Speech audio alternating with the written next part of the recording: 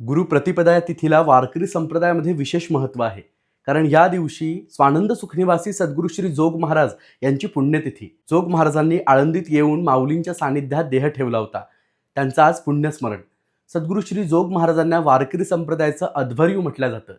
वारकरी संप्रदायाला तळागाळात पोहोचवण्याचे कार्य वारकरी तत्वज्ञान, वारकरी प्रस्थानत्रयी म्हणजे ज्ञानेश्वरी, एकनाथी भागवत आणि तुकाराम गाथा ही घराघरात पोहोचवण्याचं कार्य जोग महाराजांनी केलं. आज आपल्याला महाराष्ट्रातील कानाकोपऱ्यात कीर्तनकार दिसतात, तर ही जोग महाराजांचीच पुण्याई, ही जोग महाराजांची कृपा. कारण 100 वर्षाआधी जोग महाराजांनी आळंदीमध्ये वारकरी शिक्षण संस्थेची स्थापना केली आणि प्रत्येकाला कीर्तनाचा अधिकार मिळवून दिला.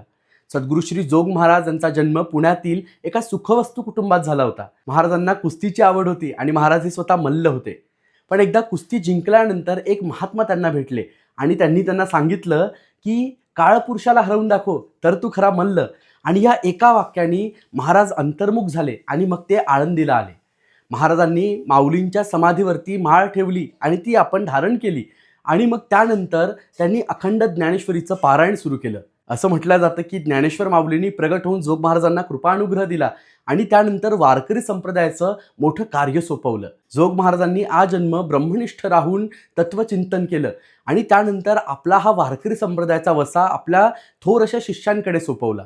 महाराजांचे मुख्य शिष्य म्हणजे व्यंकटस्वामी महाराज, लक्ष्मणबुवा इगतपुरीकर, आळंदीचे मारुतीबुवा गुरव आणि अलीकडच्या काळात वारकरी संप्रदायात ज्यांचं अग्रगण्य असं स्थान आहे ते मामासाहेब दांडेकर, हेही जोग महाराजांचे शिष्य.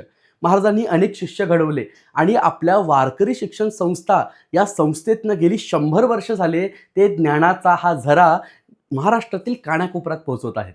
आपण भविष्यात जोग महाराजांचं चरित्र जाणून घेऊयाच, पण आज या पुण्यतिथीवरती जोग महाराजांचं स्मरण करूयात. रामकृष्ण हरी. नमस्कार.